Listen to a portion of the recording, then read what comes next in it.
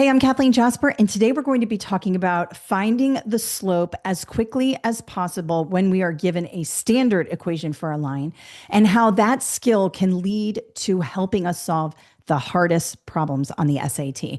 I'm going to walk through some strategy today. I'm also going to talk to you about those really difficult questions that come at the end of Module 2 a lot of times on the digital SAT. Let's get started.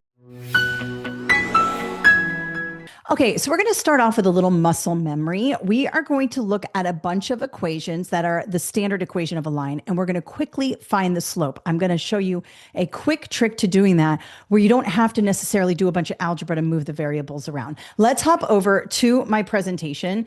I'm going to show you this basic skill, and then we're going to adapt it into more advanced applications. Okay, so this comes from a worksheet that I did on a TikTok live, and this is available on the website under KMJ Learning Free Resources, June 10th. There's a whole worksheet here with answer key and all of that. So if you'd like to download this, there's even 20 questions. We're only going to do 8 today, but there's 20 on this sheet. Feel free to click the link in the description and it'll take you there. Okay. So first of all, when we see this and it asks us find the slope of the line, we know that this is in standard form, which is ax plus by equals c. Okay. Now, if we're trying to find the slope of this line, we need to put this into y equals mx plus b. M being the slope, which means we have to move some things around here. We're looking for this, right? But if the question is just find the slope of the line, we don't have to necessarily do all of that. Let me show you what that would look like if we did. Let's do it the old-fashioned way. Let's take this standard form of a line and turn it into slope-intercept so we can find the slope. And when we do that, we're going to subtract 2x here. When we do, it cancels, but we have to add it to this side of the equation. So we get 3y equals negative 2x because we subtracted it plus 6. Then we divide by 3, divide by 3, divide by 3. And we find out that the slope of the line is negative 2 over 3. Okay. Now that just takes too long. If we're trying to get a high score on our SAT and we want to solve these problems very quickly, what we want to do is do the shortcut. I'm always showing you a shortcut. Think like a test maker. Every time this will work. First of all, you take the opposite of what's in front of the x. So if it's a 2, we do a negative 2. If it's a negative 4, it would be a positive 4. So the opposite of what's there. In this case, it's going to be negative 2. And then you put that over whatever is in front of the y. So this is negative 2 over 3. That is the slope of this line. Let's have a look at number 2. So we have a 4x here. So this would be negative 4 over, and this is a negative 5, which is 4 over 5. That's our slope for this line. Let's try number 3 here. We have a negative 3, so that would be a positive 3 over 2. This is 3 over 2. And let's do number 4. We have a 5 here, so this would be negative 5. And then we don't have anything in front of the y. That means there is a 1 there. So this is negative 5 over 1 or negative 5. Okay. Now, I really like this kind of muscle memory, repetitive practice in math. This sort of thing is very important when we are trying to really sharpen those skills and use that math brain of ours. So let's go ahead and do 4 more. And again, there are 20 on this worksheet that you can download on my website, kmjlearning.com, under free resources, June 10th. But let's just do these because I just love repetitive practice. It just makes me happy. So let's go ahead with number 5 here. We have a 6 and a negative 2. So this would be negative 6 over negative 2, right? Which equals a positive 3 over 1 or 3. All of that is correct, okay? Let's do number 6. We have a 7, which the opposite would be negative 7 over what's in front of the y, 4. This would be negative 7 over 4 for that slope. Number 7 here, we have a negative 2. That becomes a positive 2. And then we have a 3 here over 3. 2/3 is the slope there. And finally, number 8, we have a 3x. So this would be negative 3 over a negative 4, which equals 3 over 4. That is the slope of number 8. So you can see, super easy. We didn't have to do all that algebra, moving the variables around and all of that. You just have to pay close attention to your negatives. Make sure you're not moving too quickly where you forget that it should be positive or negative. And this will help you find the slope very, very quickly. Now, why did I go through this repetitive practice? Well, on the exam, you might see something like this. Okay, and we're talking about the perpendicular lines and the slope of the line, or you might see something like this. Now, I want to talk to you about 2 things about these particular problems. I recently saw on one of the released SATs that College Board provides that this question here, a question like it, this is my own question, but a question like this was number 21 on the second module. Okay. And then a question like this or something less complicated was number 22. Now, why is this important? Remember, I'm always going to teach you how to think like a test maker. So along with the skill of finding the slope of these lines quickly, I'm going to talk to you about the way the test makers set this up. This one came before number 21 because it's a trap. They want you to spend this one right here, probably would take at least 2 minutes. Now, you may have some time because you were quick on numbers 1 through 10, 1 through 15, and you've got some extra time. But this one, if you're good, it's going to take about 2 minutes. If you're shaky, it's going to take a lot more than that. So they want you to use all your time up on this one. And then when you get to this easy one, you're out of time. So they grab 2 questions from you, right? So what I would do is whenever you see something like this, where you're like, oh, geez, there's a lot that's going to go into this particular question, I might jump ahead to the next question or maybe the next 2 questions, depending on where they place this, to see if those are easier. If they're easier, do those first, then go back to this one. Just a little strategy tip there for you. Think like a test maker, not a test taker, remember, and that's going to help you make those gains, those tiny little strategies that'll push you over that threshold that you're trying to beat. So let's first do the easy one. Let's pretend we're on test day and we outsmarted the test makers. We saw that the harder one was number 21, but we're going to do number 22 first because this one's super easy. All right. So we already know how to take a standard equation of a line and find the slope immediately. So what does that mean when it's a little more complicated? Which of the following lines is perpendicular to the line x minus 3y equals negative 15. Okay, so I know right away I've got a standard form here, and then all my answer choices are in slope-intercept form. And the slope is right here. A is 3, B is negative 3, C is 1/3, and D is negative 1/3, okay? Okay, so now what we want to do is find the slope of this line here, standard form, what we were doing. Well, what's in front of this x? A 1. So if it's a 1, then it would be a negative 1, right? Because we do the opposite. And then what's in front of this y? A negative 3, which means we're going to turn this into 1/3, positive 1/3. That's our slope. All right. Now, if you're moving quickly, you might go, oh, C, 1/3. There we go. Moving on. Be careful. You found the slope. It's asking for the perpendicular slope. That's not C. C would be a line that is parallel. Same slope. Let's just say it's these 2 lines. See how they have the same slope? They're tilted the same way. They are parallel lines. We're not looking for parallel lines. We're looking for perpendicular lines. And when we're looking for perpendicular lines, we're looking for the opposite reciprocal. So 1/3 over here is positive. So the opposite is going to be negative. And the reciprocal 1/3 becomes 3/1 or negative 3.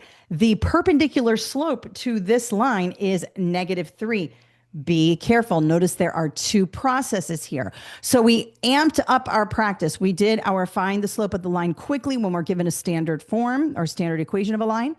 And this way, for this question, we turned it into now find the perpendicular slope, and they give us our answer choices in slope intercept. But because we have the skill, we already know what to do. So we're good. Now let's go to the super hard question. In my opinion, this one's hard, not because the skills are particularly complex, but there's a process here and you have to keep everything straight. And that's why it takes a little bit of time here, at least for me. I have to make sure all of my things are straight. So let's have a look. We have two lines here. I'm going to call this one number one and this one number two. Okay. In the given pair of equations, C and D are constants. The graph of this pair of equations in the XY plane is a pair of perpendicular lines. Okay. There's that hint again, perpendicular lines. Which of the following equations also represents a pair of perpendicular lines? Okay. We have a couple things going on here. We have number one is line number one is a standard equation. Line number two is also, but instead of numbers in line number two, we have C and D. We have constants. So we need to find out the slope of line one and the slope of line two, figure out what the perpendicular slope is, and then apply that to C and D. Stay with me. Here we go. Let's find the slope of number one. This is what we did in the very, very beginning. What is the slope of line one? We have a 3 here. So what's the 3? Becomes a -3. And we put that over what's ever in front of the y, which is a 4. So the slope of line one is -3/4. Let's do the same with line number two. It's just that we're using letters instead of numbers. We have a C here. What does the C become? A -C. And we put it over a positive D. So the slope of line one is -3/4. And the slope of line two is -C/D. Now, let's take the constants. Let's go here, -C/D. If I want to find the perpendicular line, then let's switch this line here to the perpendicular slope, -C/D. If we want it to be perpendicular to line number one, we would turn that into positive 4/3, right? Because the opposite would turn it to a positive because it's currently a negative. -3/4 becomes positive 3/4. And then the reciprocal is 4/3. So -C/D equals 4/3. Now we have one more situation here. We have a -C here. I don't want that to be negative because in my answer choices, it's not negative. Look over here. They're all positive C's and positive D's. If I start messing with that negative, we're going to have issues. So what I'm going to do is I'm going to plop this negative over here. You can do that. C/D becomes positive, and the 4/3 becomes negative. So now we have C equals -4 and D equals -3. So now we're going to plug that in. So I'm going to put my -4 here. And I'm going to put my -3 here. Same thing. I'm going to put my -4 in for C, and I'm going to put my 3 in here for D. And I'm going to put my -4 in there for C and my 3 in there for D. Same thing here and there. And here's another way to think like a test maker. Notice that A, B, and C all are the same equation of a line, standard equation of a line. So we can find the slope just once and apply that to A, B, and C. Let's do that first. So we have 6. 6 becomes a -6, right? Over 8. Now we can reduce that. Notice we're working with 3s and 4s here. Will this -6 over 8 turn into like a 3/4 situation? Yes, it will. This becomes -3/4. That is the slope of A. Now, if they're perpendicular, the slope of the second line in A, we'll call that number 2, should be positive 4/3 once we move everything around. Let's see if that happens. So we have a -4 here because C is -4. We're looking at this one here. So we're going to turn that into a positive. And then we have a -2 times 3, which is a -6. This is not 3/4. This actually equals -2/3 if we reduce it. So A is not perpendicular. Those lines are just intersecting somewhere on the coordinate plane. They have totally different slopes. Let's try B. Well, I already know what the slope of number 1 is right here because I already got it up here. So I'm just going to go -3/4. Let's find the slope of this line. We have -4. That becomes +4. And then we have a 3 here. Do those look perpendicular? Yes. We have a -3/4 is perpendicular to line 4/3, the opposite reciprocal. B is the correct answer, and we don't have to worry about C and D. Even though we took some shortcuts here, still a very long and complicated problem, but you can see how the work we did on these easier problems, finding the slope of the line of a standard form, does come in handy when we're trying to save time on a question like this. Now, you could use Desmos to do this, to check your work and to see if these lines are parallel. Once you find the C and the D, you can start to use Desmos. Let me show you how to do that. Okay, so we have our first line here, 6x plus 8y equals 1. That is here, choice A, 6x plus 8y equals 1, right? And so that gives us this blue line here. And then we go ahead and put in the standard equation of a line that we found.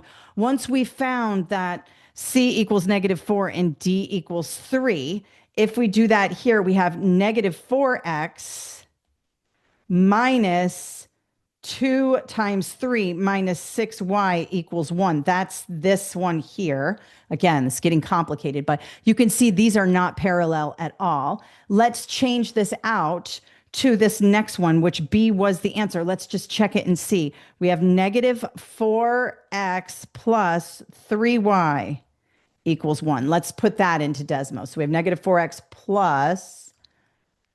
plus 3y. And you can see over here, the line is, it looks very perpendicular. If we zoom in, if you really want to zoom in, look how perpendicular that is. So that is a way to check as well. You could also do this the whole way through with them. Let's go to these next lines here. Let's go letter C is the same. Let's do this. So this is 2 times -4. That's -8x plus 3y equals 1. That's this line here.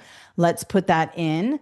So let's try that one. 8x. So 8x plus 3y equals 1. You can see it's not perpendicular. It's janky there. Okay. And then let's try this one here. This is a different equation, D. So we need to retype it. 3x minus 4y equals 1. So let's do that. 3x minus 4y equals 1. Let's try that. Okay. And you can see that's way down here. And let's change. This one is going to be -4x plus 3y equals 1. Okay. So -4x plus 3y equals 1. And you can see that is also not parallel. So when we check with Desmos, you can see that those are not parallel, and B was still the parallel line, even when we use Desmos. So again, you can use all different methods to solve this problem. All right, so I hope that helps you today. Remember, do that muscle memory. The repetitive practice is so important in math, and then learn to apply those skills on those more complex problems towards the end of Module 2 that tend to trip us up. Always remember to check a couple problems ahead of that really difficult problem you see, because you don't want to spend 5 minutes on that, and you can't spend any more time on the one you would have gotten correct because it was easy after that. So just look around, look at the test as a whole, look at the items as a whole, work backwards, think like a test maker, and keep practicing. And I have no doubt that you are going to crush your SAT. If you would like these problems, go to the link in the description at kmjlearning.com. Under free resources, put in your email, and then you'll be taken to a downloads page. This one is under June 10th. And you can work those problems out for yourself and go through that muscle memory on your own. We also have some SAT courses you can have a look at on our website. If you have any questions and you'd like to learn more about different things, put them in the comments below, or you can email us at info@kmjlearning.com. And in the subject line, just put math questions or YouTube questions, and we'll be sure to filter those out and make sure I put them on my list for film. All right, everybody, have a wonderful day. Bye.